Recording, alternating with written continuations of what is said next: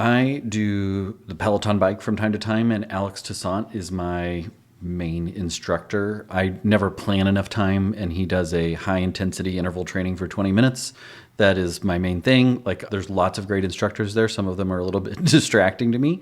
And he's really motivational without judging or shaming or guilting you into doing things. But one of the things that he says is, "This ain't daycare."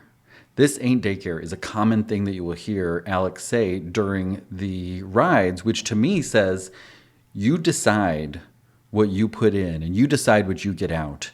You decide where to put your time and your energy and your attention. And right now, as parents, we get to decide where we give our time and energy and attention. And I recently heard a verse from the Bible that is from John that said, "When you were younger, you used to dress yourself and go where you wanted. But when you grow old, you will stretch out your hands and someone will dress you and lead you where you do not want to go," which I think of similar to daycare. Like, when you're in daycare, somebody else tells you where to go. When you are elderly and in a nursing home or, getting help and those sorts of things, people will move you to places that you don't necessarily want to go. Now, I know that this Bible verse is also about Peter's martyrdom, but I'm just a simple guy. And so I'm taking it from the idea of, okay, when you're in daycare or when you're in an old age, people will lead you where they want. But until then, you get to decide. Now, I get to talk with a lot of parents that are often feeling scattered. They're feeling pulled from thing to thing or overstretched. They're exhausted. They're pulled into scrolling as escapism. And really, in doing so, they're looking for some comfort. They're looking for some distraction. But they're being led where they do not want to go. You're being led where you do not want to go. You're being led where somebody else has decided, I'm going to make them give attention to. And I'm very guilty of this as well. There's no judgment here. I remember times where I would be standing in the kitchen at 5:30 in the morning. I got up early to exercise and I'm standing in the kitchen reading comments or swiping through Instagram reels or something along those lines.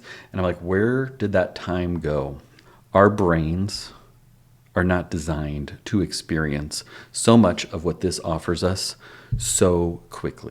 You can, in just a couple of minutes while waiting for your coffee to brew, experience tragedy and injustice and violence and new baby pictures and tragedy and injustice and violence and guilt tripping and tragedy and a funny cat video and a conspiracy theory. And our brains were never designed to take in that much information and to roller coaster the way it does. If you think about I try and, in pediatrics and parenting, try and think about us from an evolutionary standpoint too. We didn't have this constant worldwide news where we know everything that's going on in the entire world at the tip of our fingers, or in a 2-minute coffee break, we can learn things that would take weeks or months to get to us, if it ever did, before this new information age that's just the information overwhelm age. Those images that we see, those videos, those injustices, those tragedies, those funny moments, they linger in our minds for hours and for days. And that's on top of all the other challenges that are before us at any given minute. And so what I hear from a lot of parents is like, I got upset, I got frustrated. I said, finally, I'm going to delete the app. And so, they'll delete the app. And people will think that I'll just tell them to delete the app. And I actually don't think that that's a very good strategy. Because what happens is you delete the app, you're good for a couple days, it feels good, but then something drags you back. You need to look up a recipe, you need to see a friend's new baby pictures or something like that. You get right back into it. And I've seen this a million times over where they're like, yeah, I'm done with Facebook, I'm done with Instagram, I'm done with TikTok.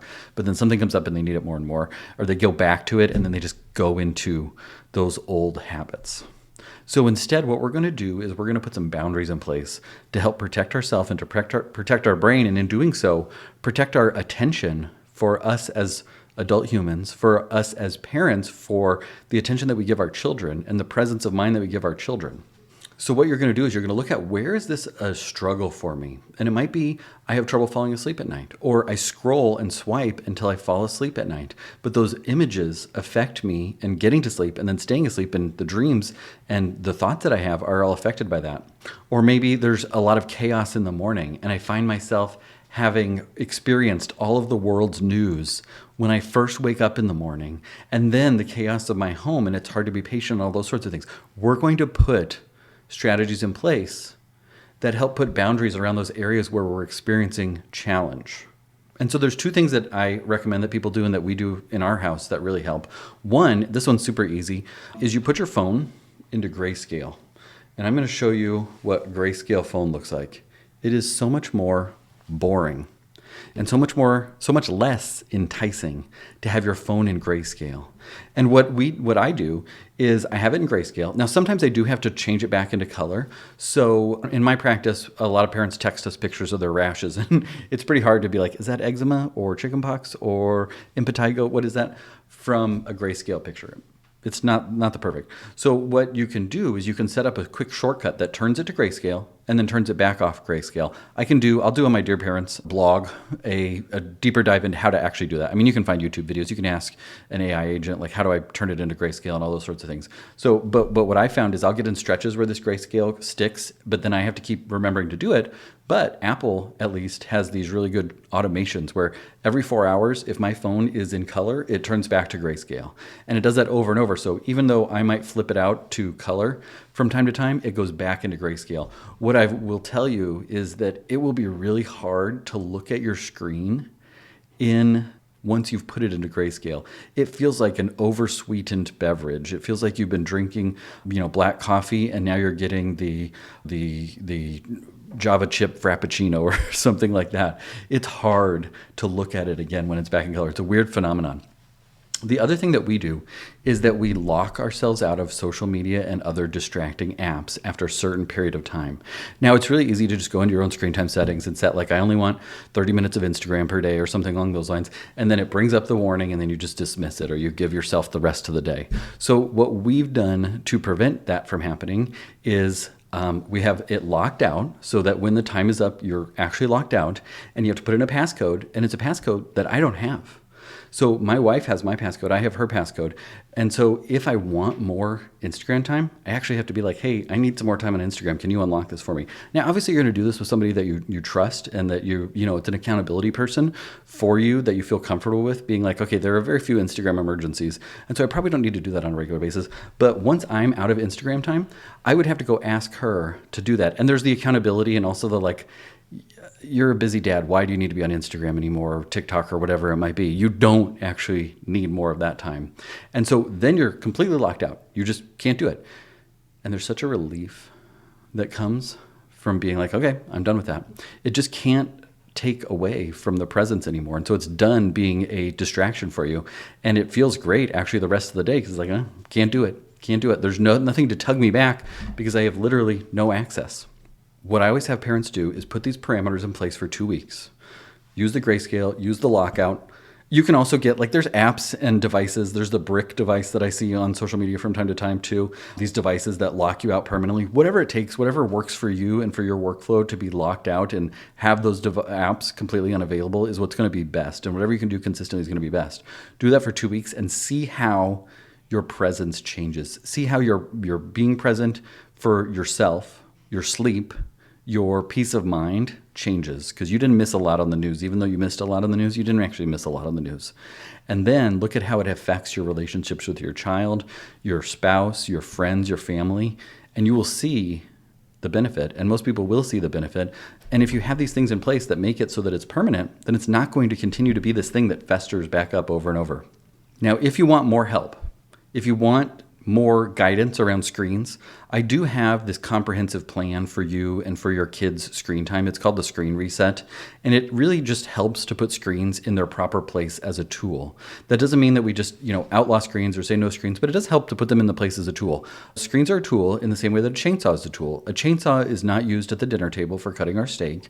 A chainsaw stays in the garage, but when we have the need for a chainsaw, it's a great tool, and it makes life easier, and it makes work better. It's kind of fun too. But we don't use a chainsaw all the time, and so we don't need to have our screens constantly available for every use case and every down moment of boredom.